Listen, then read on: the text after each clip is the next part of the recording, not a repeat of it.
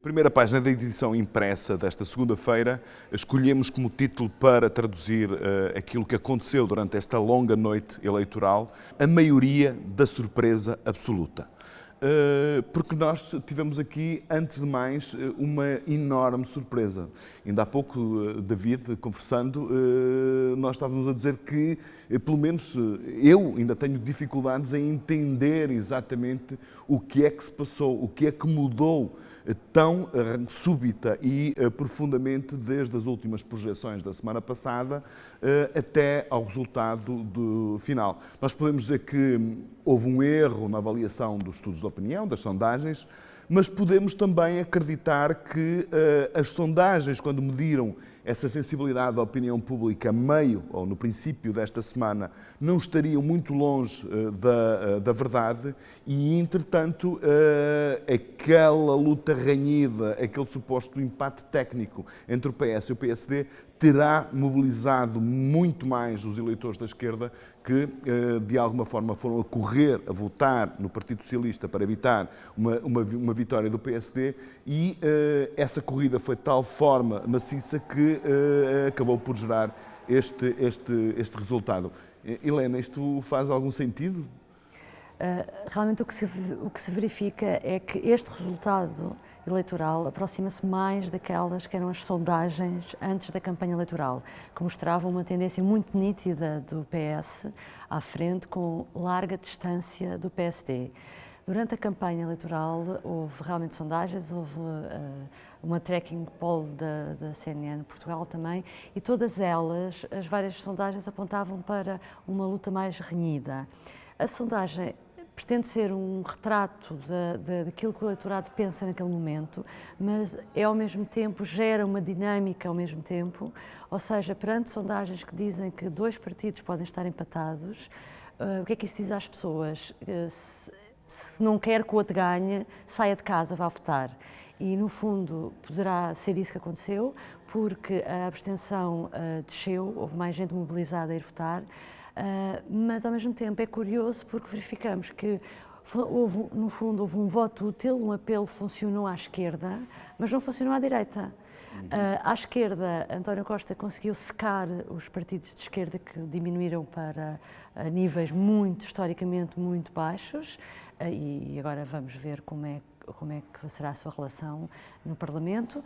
E à direita realmente temos em ascensão dois partidos, o Bloco de Esquerda, o Iniciativa Liberal e o Chega, e o PSD nunca conseguiu, o Rui Rio de 2022 não conseguiu sequer superar o Rui Rio de 2019, o que também mostra que não houve, afinal, aquela dinâmica, aquela onda que se falava, que sentia-se da campanha, ou nunca foi bem assim, ou realmente... Sim, mas porque há numa determinada altura, mais ou menos coincidente com o retrato das sondagens que apontava para uma disputa muito renhida entre os dois, nós olhávamos para a mobilização da campanha do PSD e aquilo parecia corresponder, portanto, a uma realidade vivida e percebida e sentida pelas pessoas. O que é que terá falhado, David, nesta incapacidade de Rui Rio ter feito à direita aquilo que António Costa conseguiu fazer à esquerda, que é, usando a expressão da Helena, secar os partidos à sua direita para poder capitalizar e manter esse ombro a ombro com o PS? Eu acho que logo à partida, os pontos de partida de cada um deles não eram exatamente iguais. Sabia-se que o Chega, há muito tempo, era indicado como, à partida, a força com maior probabilidade de ficar em terceiro lugar. A própria Iniciativa Liberal também se perspectivava um crescimento muito grande. Estamos a falar de dois partidos que tiveram votações ainda assim residuais há dois anos e que agora disparam em termos de votação. E, de facto, as sondagens vinham sendo consistentes nesse crescimento, sobretudo do Chega, mas também da IEL. Portanto, à esquerda não havia essa competição que penalizasse o PS, porque sabia-se e percebia-se pelas sondagens, e aí as sondagens parecem ter acertado, que havia de facto um efeito penalizador por parte do eleitorado para o Bloco de Esquerda e para a CDU, não é? Não te parece que houve também aqui uma diferença entre um certo discurso novo, uma certa proposta nova, boa ou má, se no caso da iniciativa liberal ou do Chega, em função da leitura que cada pessoa pode fazer do programa político desses dois partidos, mas para todos os efeitos havia uma novidade à direita, enquanto que o Bloco e o PCP repetiram a mensagem que estão a repetir já há muitos anos esta parte. Isso poderá ter tido também um efeito. Eu, na minha opinião, acho que teve. Eu diria que sim, porque acho que é indubitável que a Iniciativa Liberal traz algo de novo, faz uma campanha muito bem feita, todos os títulos. O próprio Chega, sabemos que tem essa capacidade, até por ser um partido populista, de se aproximar muito de um certo tipo de eleitores e de puxar pelo descontentamento das pessoas, do sentimento antissistema. Portanto, aí é mais fácil capitalizar. Já à esquerda isso não havia. Pelo contrário, havia também as pessoas perceberem que estávamos numa crise política e haver muita gente e muito eleitorado de esquerda que se sentiu defraudado pelos partidos, seja pela CDU, ou neste caso pelo PCP, seja pelo Bloco de Esquerda. E não nos esqueçamos que o António Costa, o Primeiro-Ministro, teve um discurso muitas das vezes hostil relativamente aos ex-parceiros, inclusivamente em relação ao PCP, e isso foi muito perceptível no debate com Jerónimo de Sousa, que eu acho que era, pelo menos, a forma até mais agressiva com que o António Costa esteve no debate com o Jerónimo, para mim foi surpreendente, não estava nada à espera, tendo em conta uma relação próxima e cordial que sempre tinha existido entre eles. Eu acho que esse é o fator que explica. Por outro lado, eu acho que o Rui Rio acaba por ser penalizado também por essa dinâmica criada pelas sondagens. Ou seja, é um facto que as sondagens criam essa dinâmica de aproximação, a possibilidade até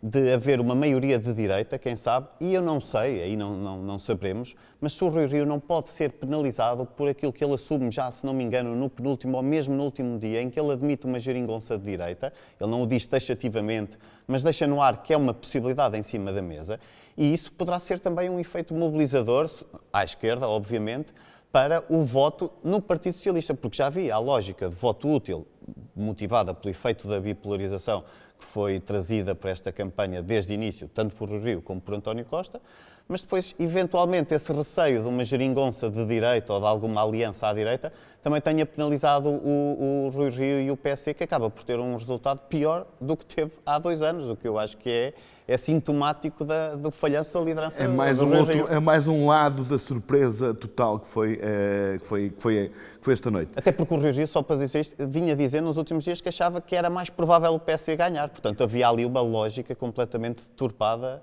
pelo menos na percepção dos não foi só do PSD, do próprio PS tinha receios que o PSD pudesse ganhar, entre os comentadores, as sondagens, os jornalistas, esse cenário pareceu ser execuível a partir nesta última semana, e enfim, estava tudo muito longe daquilo que a realidade veio a demonstrar. Mas há aqui também uma outra questão que eu acho que nós não podemos deixar de equacionar quando se discute os resultados desta eleição, que tem a ver com o facto de esta maioria absoluta é um claro reconhecimento de que o eleitorado, de que o país está contente que aprova a forma como António Costa tem governado o país e que, particularmente, aprova a forma como foi gerida esta crise da pandemia e entre uma aposta que podia ser mais arejada, mais nova, com um discurso mais ambicioso, nomeadamente em termos de crescimento económico,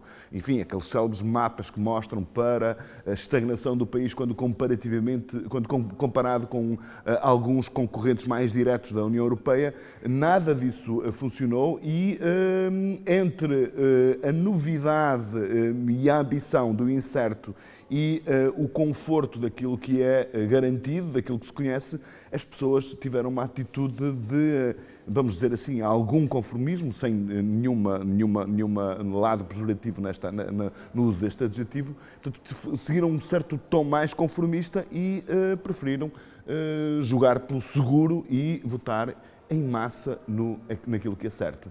Tu subscreves esta maneira esta leitura da... Sim, e acho que acrescento só que é notável, porque António Costa é primeiro-ministro há 6 anos. Primeiro vai a umas eleições que perde, consegue fazer a geringonça e ser primeiro-ministro.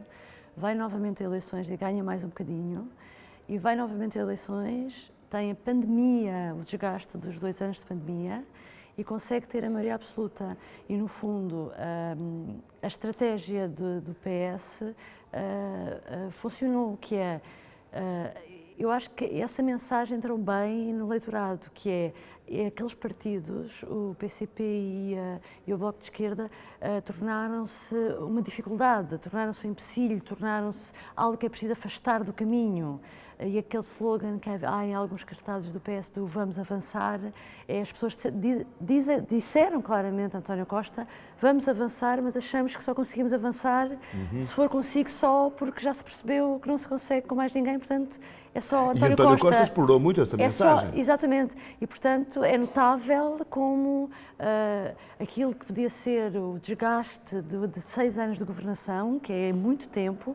Eu acho que nós vamos ter, António Costa vai igualar ou até ultrapassar ligeiramente Cavaco Silva, porque tem 6 anos e vai ter mais 4, e a próxima legislatura até vai ser um bocadinho mais longa, portanto eu acho que vai ficar já para a história, podemos arriscar dizer, sim, sem dúvida, claro. Sem dúvida. Eu também subscrevo essa. Uma outra leitura que acho que é obrigatório fazer, David, tem a ver com os impactos, as ondas de choque que este terremoto eleitoral desta noite causou noutros partidos. Tem-se falado muito, tanto no grande abalo que os partidos mais à esquerda tiveram, em particular o Bloco de Esquerda, não é? Que passa de 19 para 6 deputados, no próprio Partido Comunista, que continua a perder influência eleitoral, no PAN, mas há aqui uma questão que eu acho que é urgente, vai ser muito importante refletir nos próximos tempos, que é naquilo que vai ser o PSD. O PSD fica sem, diria eu, desígnio estratégico. Não consegue federar a direita, não é o partido charneira para agregar a direita. Se ficar confinado aos 30%, muito difícil, com o Chega na casa dos 7%, é muito difícil haver uma alternativa no horizonte, mesmo que o horizonte seja dilatado, ou seja, que possa acontecer daqui a 4 anos. O que é que tu achas que pode acontecer? Eu acho que o Rui Rio nunca quis afirmar o PS como um partido charneiro à direita. Não é? Ele fez questão de, muitas vezes, até o situar quase ao centro-esquerda. Chegou a dizê-lo. Sim, que ia do centro moderado, centro-esquerda moderada, até à direita moderada. Ele nunca teve esse objetivo em mente, porque estava plenamente convicto de que as eleições ganham ao centro. E isso é verdade, mas era verdade num contexto em que não havia esta polarização, tanto à direita como à esquerda, mas sobretudo à direita, com estes partidos novos, que têm muito mais deputados ou muito mais votos do que teria só o CDS há 10 ou há 20 anos, não é? Portanto, essa dinâmica mudou. O risco do PC passar a um partido médio ou médio-grande é um risco que já vimos falando há uns anos, não é? E esse risco está lá, é um risco premente. Ainda assim, ainda agora, nós há uma semana falávamos desta dinâmica de aproximação e da possibilidade do Rui Rio até vencer estas eleições. E aí não estaríamos a falar agora deste risco de desaparecimento ou de encolhimento, entre aspas, do PSD. Mas, num fim de ciclo político de maioria absoluta de 10 anos de governação, portanto, uma espécie de novo Cavaco Silva, portanto, António Costa pode ser o novo Cavaco, não é? No nível, no que diz respeito à longevidade.